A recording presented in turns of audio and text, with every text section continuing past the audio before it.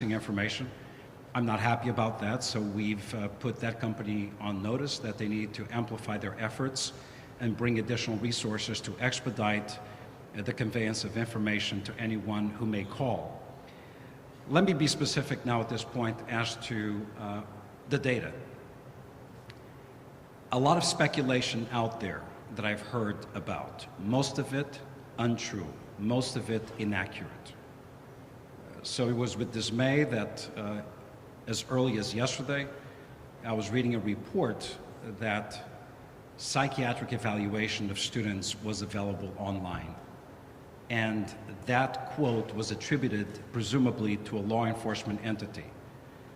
We've contacted that news agency. Of course, they would not divulge which law enforcement entity. And at this point, I can tell you that that is absolutely incorrect. We have seen no evidence of psychiatric evaluation information or health records, based on what we've seen thus far, has been made available publicly. What I can tell you is this: in a very transparent and honest way, as we were gaining information and knowledge about the types of systems and information that had been touched by this bad actor, we conveyed to you and the community at large that they were really impacting two specific areas. One, this entity did touch the MISA system. The MISA system is our massive student information system. It has all students' names, addresses, student ID numbers, to the extent they have social security numbers. It has their health information, it has their academic information, attendance information, and much more. It has the teachers who obviously are scheduled with them. They touched MISAs. They also touched and encrypted our facility systems. They were able to do a partial upload of information. Partial because, in a very unprecedented way, our system, our staff, as they detected very unusual activity back on Labor Day, that Saturday night, we were able to, in a very decisive manner, shut down all systems. That was the best thing we could have done. By shutting down the systems, we basically stopped the intrusion. In addition to that, it was, in essence, the equivalent of shutting the doors on this entity. Not only did we shut the doors on them, they left some of their assets within our system. That has provided us with the opportunity to actually learn from this actor based on what they left behind. They were able to upload some information, but they were able to upload a very, very small percentage of our total IT asset.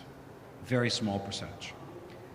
In the facilities area, this is what we thought they had been able to access. Number one, they encrypted the systems themselves, and they were able to upload what we thought then were a number of contracts that were stored in the servers.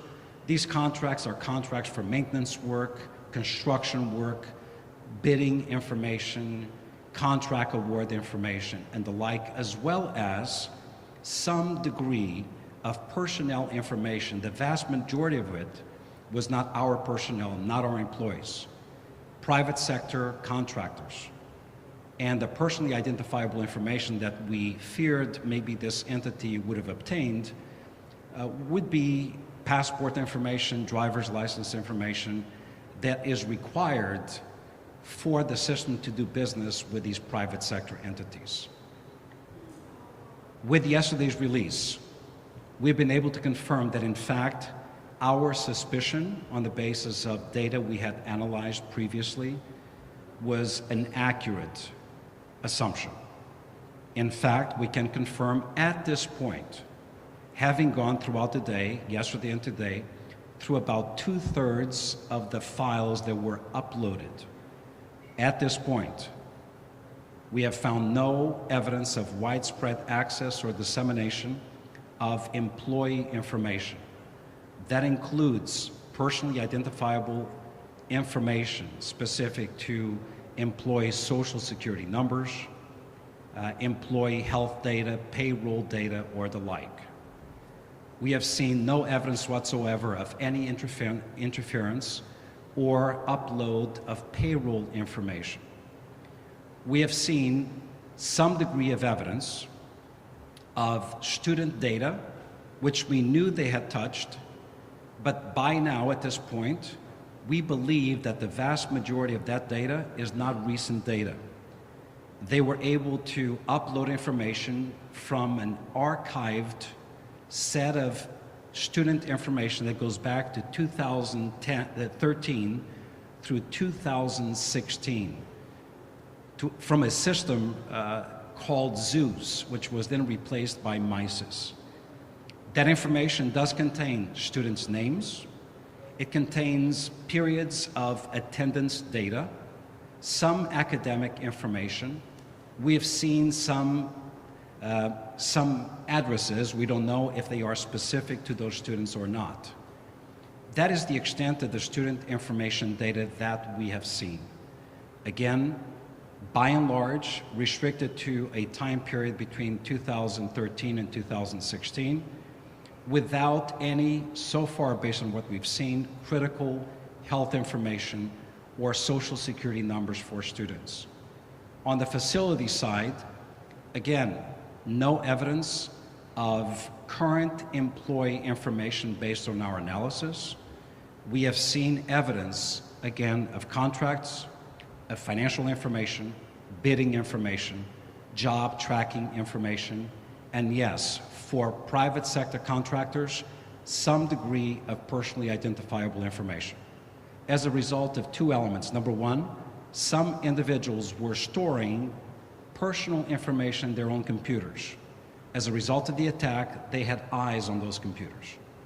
But most importantly, the fact that the facility servers actually warehoused payment information and eligibility information, which included, in some instances, passport information, driver's license, or a resident alien card information.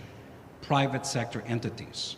We've seen also evidence, as we've said from the very beginning, of episodic employees with the school system, meaning these were individuals who were brought on board over the years to do a very specific function, not full-time employees. Some degree of that information appears to have been uploaded as well.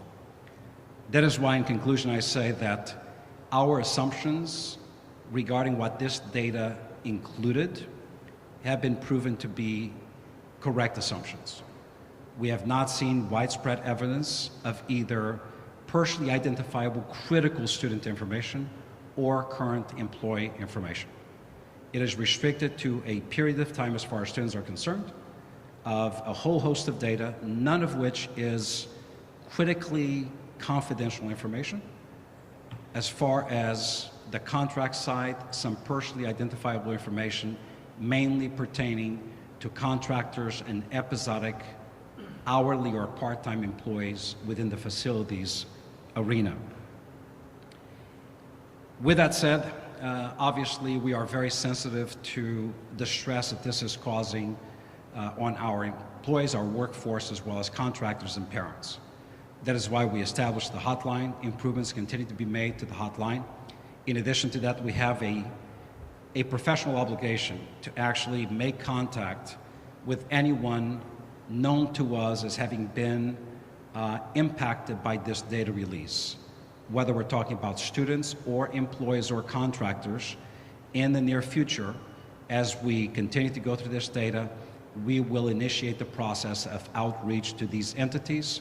We have also, at no cost to the employee or a student, made available credit monitoring resources, as well as personal assistance as any one impacted person may need as a result of this issue.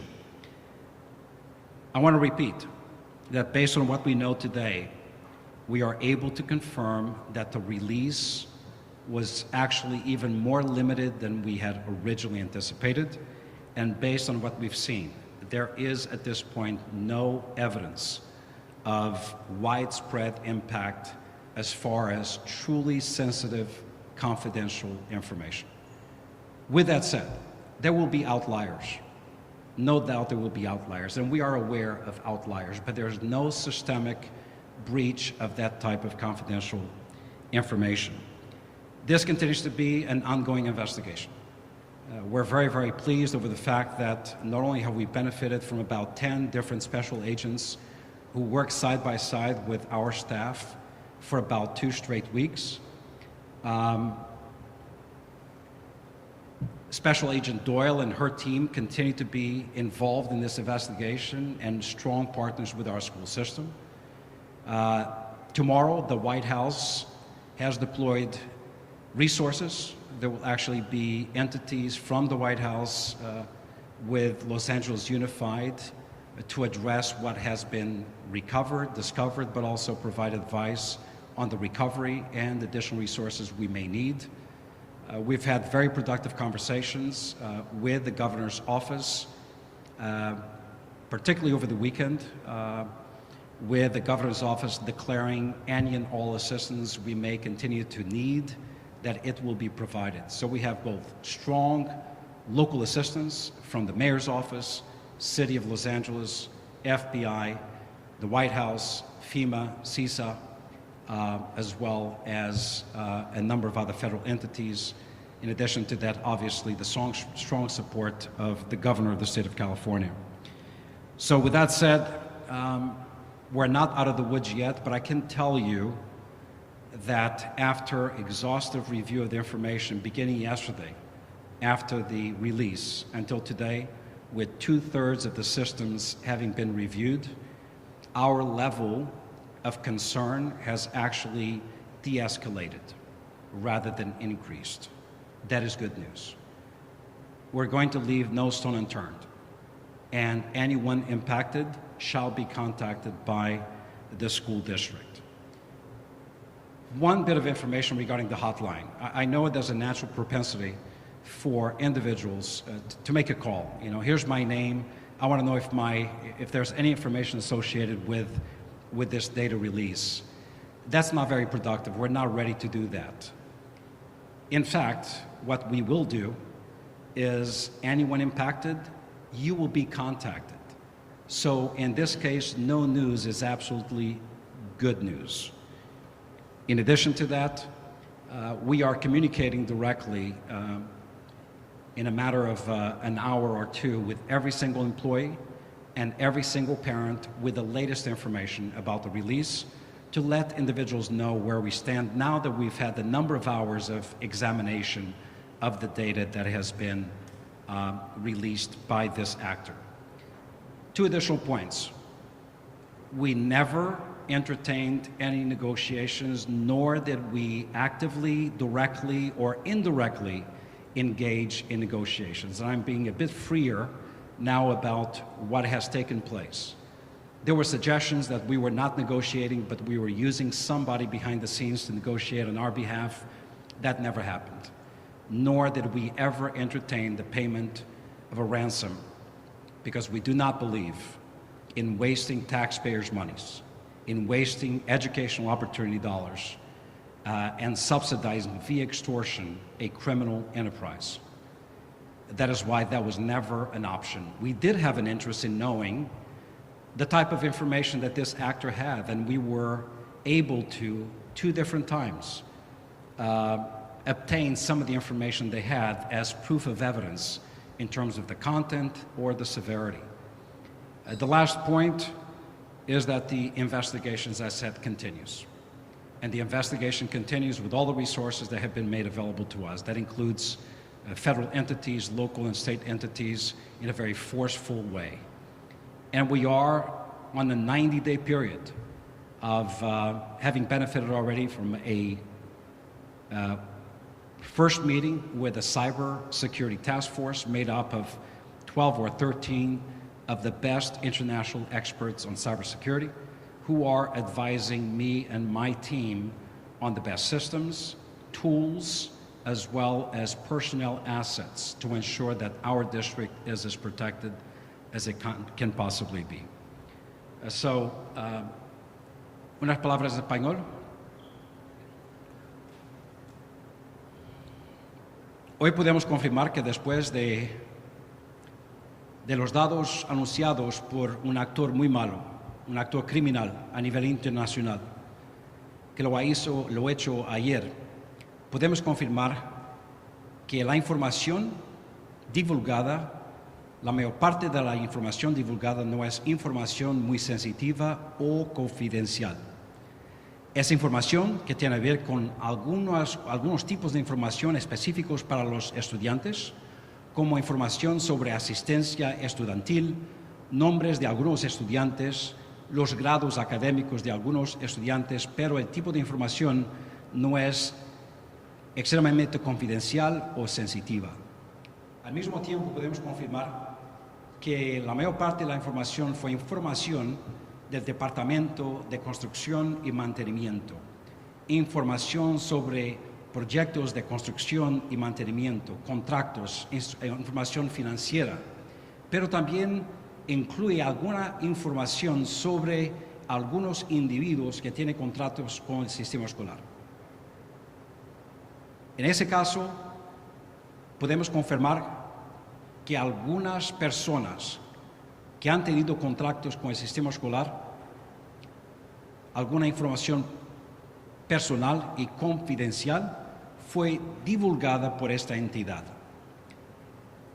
En ningún caso, basado en nuestra observación y análisis de la información divulgada, no hemos encontrado ninguna evidencia de información específica de nuestros empleados, principalmente información confidencial, con números de identificación federal, nacional o local. Tampoco hemos encontrado información de pagamento para nuestros empleados o información sobre tipos de seguro o información sobre la salud de nuestros empleados. Nosotros anticipamos el tipo de información que iba a ser divulgada y podemos confirmar también que nuestra anticipación fue muy correcta. Hemos establecido una línea de contacto para nuestros empleados, también para los padres de familia, cualquier persona impactada. Tenemos un deber profesional de contactar a todas las personas impactadas, pero la línea, los padres de familia pueden ligar para obtener información adicional. Pero nosotros vamos a contactar cualquier persona impactada por este evento criminal. Hemos recibido mucho apoyo de las entidades federales y aquí representado hoy tenemos el FBI, también la oficina del gobernador del estado de California, la Casa Blanca, que mañana va a tener oficiales con nosotros para continuar el proceso de apoyo, y esta es una investigación activa en este momento. Entonces, conclusión, aunque esta no fue una experiencia buena, el tipo de información divulgado ayer no es tan serio como que nosotros anticipábamos. Al mismo tiempo, vamos a continuar este proceso de investigación y puedo confirmar para nuestra comunidad que nunca negociamos con esta entidad criminal. No vamos a pagar a nadie con fondos educacionales. Eso sería un insulto para nuestra comunidad, un insulto para nuestros niños. Y la investigación, claro, continúa. Okay. Unless you want to hear in Portuguese and French, I'll go to the questions. Superintendent, how do you know that there's not more data? I mean, they could have, it's possible, according to cybersecurity experts, that they could have been in your systems without you knowing before the attack was discovered. So on what basis can you promise that there's no more data that's been divulged? And a second question for you is, you're insistent that there were no negotiations. Did you ever, as has been suggested, stall them by saying we may be willing to negotiate? I mean, it's, because Sure. there are people who've suggested exactly the opposite of what you just said. So on the first question, there will never be absolute assurances, right?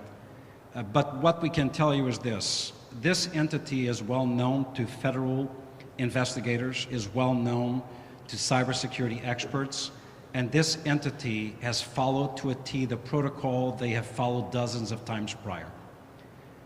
And the process they follow is one where they tell you they access your systems, and then they make a demand, and then if you pay, they give you the key to the encryption and release the data back to you.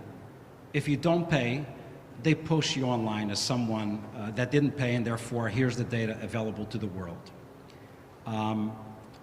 So we are pretty confident on the basis of the track record and the psychology behind this entity, which is well recorded, that the experience specific to this bad actor has reached its conclusion. I cannot guarantee that, though. That's on the basis of history and trends that they have established. But look, we are pretty confident at this point, considering the fact that the work that was done allowed us to project the type of information they had and the depth. And in fact, upon the release, it almost matches exactly what we anticipated would be the data that ultimately was released. To your second question, we never stalled, nor did we ever make a promise that we would negotiate a ransom in exchange for some additional information. We were deliberate, and I've said this all along, in working with our federal partners and other entities in getting proof of evidence. So show us what you have, and we obtained 2 bits of information that actually helped us in better understand the level of depth and breadth of the information they had. But never once did we express any willingness to negotiate a ransom for the data that was obtained or for the encryption key that would have been provided to us. Since this track record is now established of this group, can we confirm here today that it's Vice Society? I will not do 2 things. I will not dignify this entity from me. Other people can confirm it, but I will not do that. They are criminals, they're cyber terrorists, and they attempted to extort the system out of educational dollars, taxpayers' dollars. So they are not worthy of me uttering the name of the entity. And secondly, you will never hear from me what the ransom was, other than say it was preposterous, it was insulting to even read it. All right, Emily I think Valdez. she's going here. down the line. Ooh, you get them. Emily Valdez with KNX. I have a few questions for you. I was wondering, how did they get in? Was it some type of phishing scam, or was it a password guessing scam, maybe to prevent some other types of, hacking in the future? Right. So we actually don't know at this point. And maybe we will never know. These types of incidents usually happen as a result of in advance monitoring and detecting vulnerabilities that then are taken advantage of. But it could be as easy as somebody leaving the back door open. So what does that mean? Somebody walking away from their computer without logging off, somebody responding to a phishing email where you're thinking that you are interacting with a legitimate entity, but you're passing on your credentials to the bad actor. We don't know that. That's actually one of the most important elements of the ongoing investigation. Okay, other questions. You mentioned credit monitoring. I was a little confused. Is this credit monitoring for the entire student body and staff, current employees, or just those that are directly impacted? So it's so credit monitoring it's pretty standard in the industry, specific to those who are impacted. So if your name, if your identity happens to have been revealed, then that's a service that we offer gratis to any possible entity that was impacted by this release. Okay, a few more real quick. How much did this cost the district total? Because I know other big hacks, actually even smaller ones than this for other districts, cost them like $10 million to make changes and fix and go through all this stuff. And then if you could briefly go over what are some of the changes you've made since then to try and prevent this from happening again? Yeah, so thank you for asking that question. I'd heard, again, reports that we already spent $100 million in this process. No. Actually, we've spent very little. The expert advice and the consultancies that we received thus far have actually been pro bono by private sector entities as well as federal entities.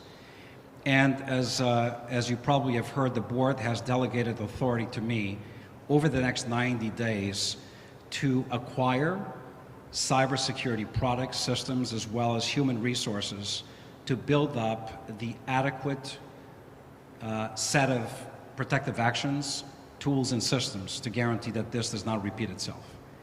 But those expenditures have not begun yet. At this point, the active expenditures that have been incurred are associated with overtime of our own personnel or the episodic consulting fee associated with a very specific body of knowledge. Quite negligible at this point. They will accumulate over time. We do know for a fact that we will have to procure significant additional systems and products. As to what we've done, actually it's interesting that we would be attacked in this fashion because shortly after I arrived here, I authorized, based on request of our head of IT, the implementation of MFA, multi-factor authentication, which is probably one of the most important steps you should take. We were well into MFA implementation as this took place. We authorized that back in July when I actually learned that we did not require MFA in this district. And the reason why that had not been authorized is because there was considerable pushback by employee groups over the fact that it takes quite a bit of work and it imposes additional steps in terms of accessing the system. But it is the most effective way of actually, and very low cost way of protecting against this. In addition to that, we have made previous acquisitions. I'm not going to be able to tell you what those are. Those are actually protected. We don't divulge what we've done because that would put our district in peril. But I will convey, and this is no secret, that we could have and should have been in a better position than we were. Over 2 years ago, an Inspector General report detailed specific recommended actions that could have, there's no guarantee, could have prevented this. That was our starting point. I've read that report, and that's our starting point for some of the reforms we need in IT, and that's a starting point for the work done by the task force that we have assembled.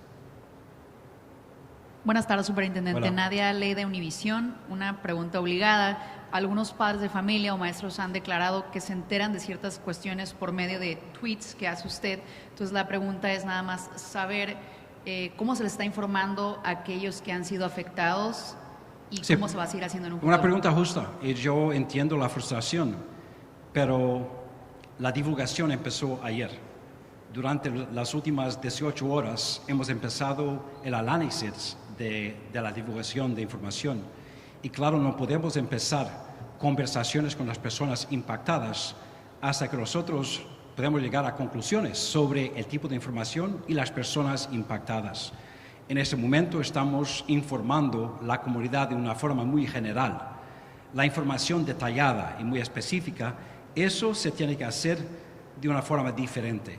No hemos entrado en esa fase del trabajo. En este momento todavía estamos analizando toda la información que fue publicada.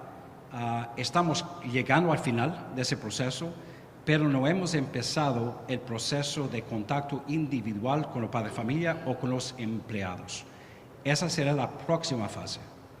Pero lo vamos a hacer de una forma muy metódica y muy oficial. Tenemos una obligación profesional de hacerlo. La mejor parte de esta historia es que nosotros no contactamos a una persona, la razón es que esa persona no fue impactada por la divulgación de información. Nada.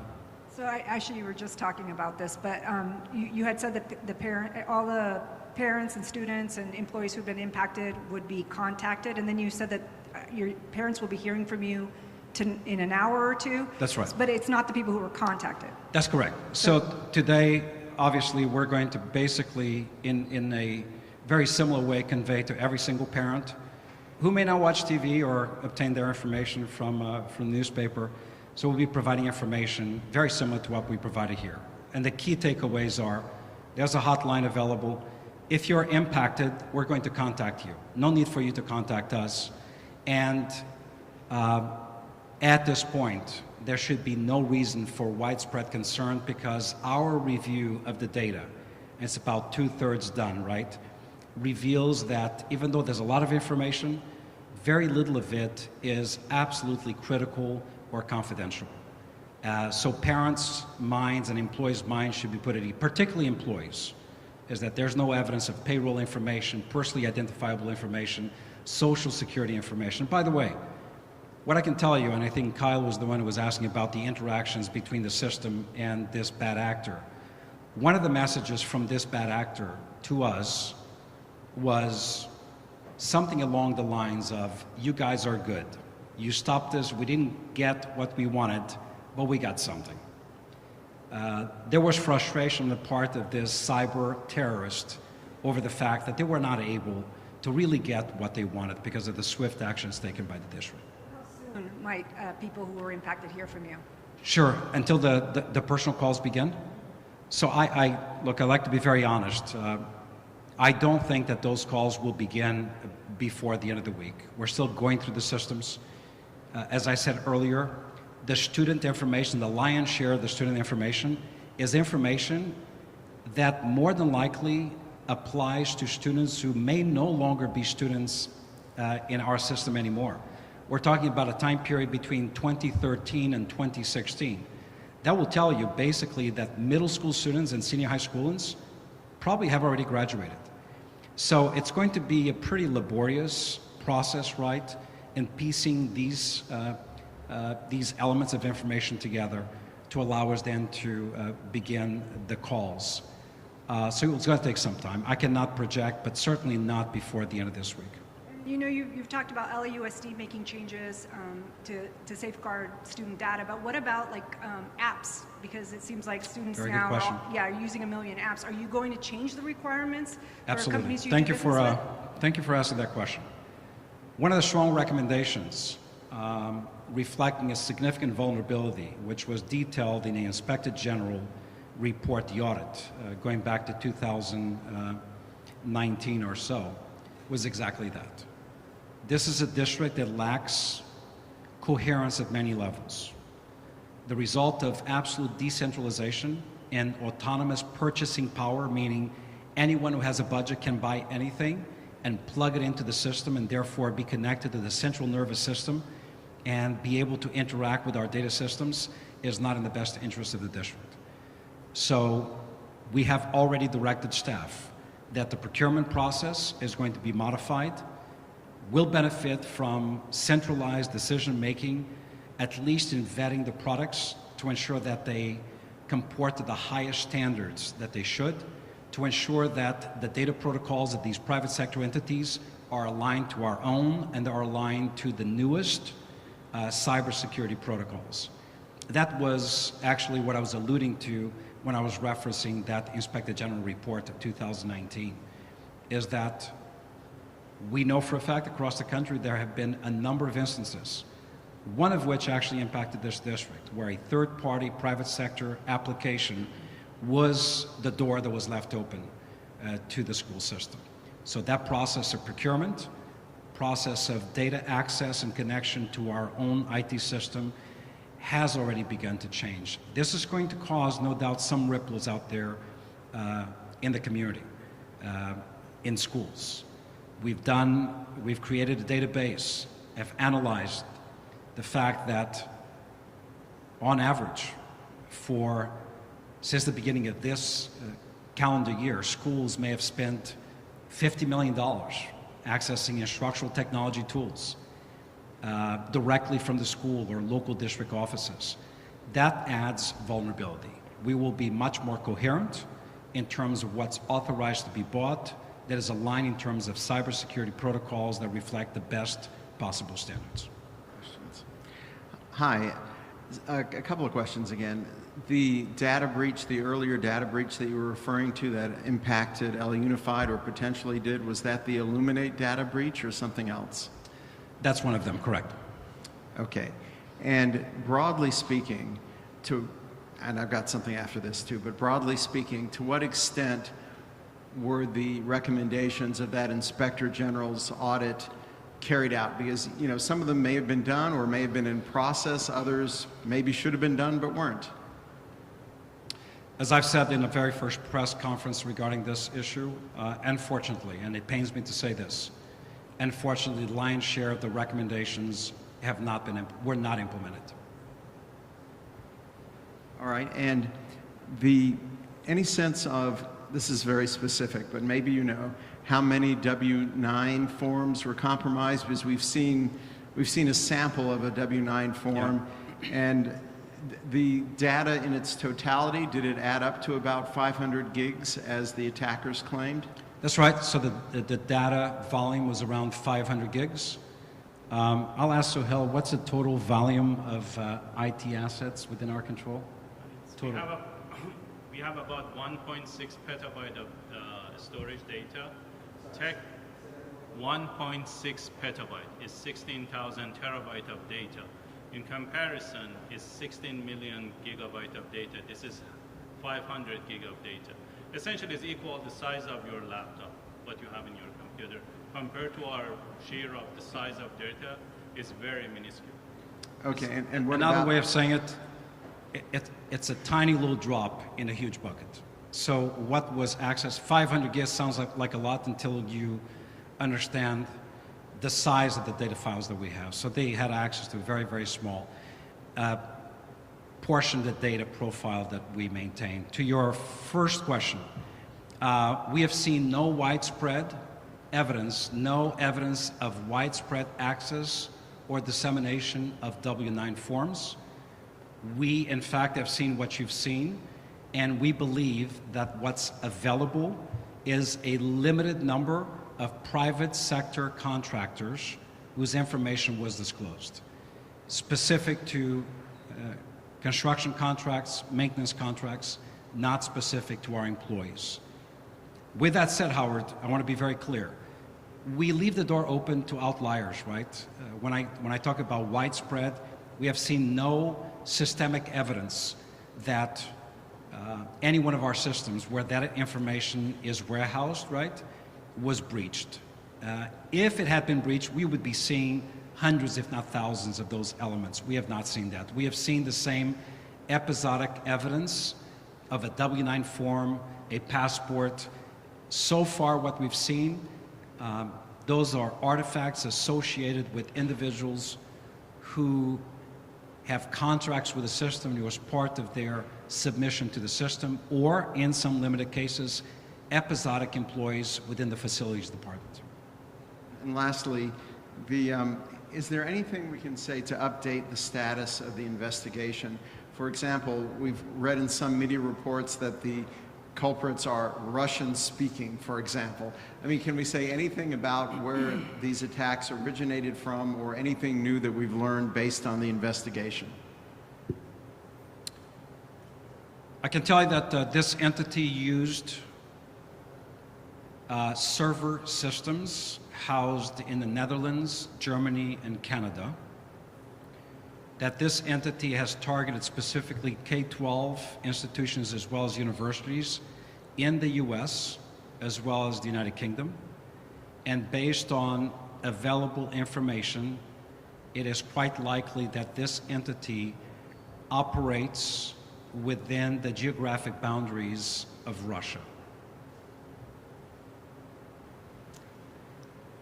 Kate. You would think they have bigger problems to solve right now. And so we know that LAUSD isn't the only school district that has dealt with, breaches or this sorts of incidents. How does this compare to maybe what other school districts have gone through? It's a good question. So we fared significantly better than many others for a couple of reasons. Number one, because in a very, very unique way, we stopped the attack midstream. That's very unusual. What usually happens is the entity finds out about the attack after the information was captured, uploaded, and the servers, the systems encrypted. And then the ransom demand is If you want your data back, we'll give it back to you. We will not publish it. And here's the key for you to be able to gain access to your systems. I'm not going to mention which systems, but I can tell you that there have been a number of systems in this country who have fallen victim to this same actor that were not so lucky. Question over here. Buenas tardes, Hola. superintendente. ¿Cuántas personas estima que están en su lista para llamarles y dejarles saber que fueron afectadas? ¿Cuántas personas fueron impactadas? Todavía no sabemos, pero a nivel de adultos no hay muchos, porque la mayor parte son personas que tienen contratos oficiales con el sistema escolar o personas que trabajaron parte del tiempo con el sistema escolar solamente en la oficina, la área de construcción y mantenimiento. No tenemos un número exacto en este momento. Okay? Thank you very much.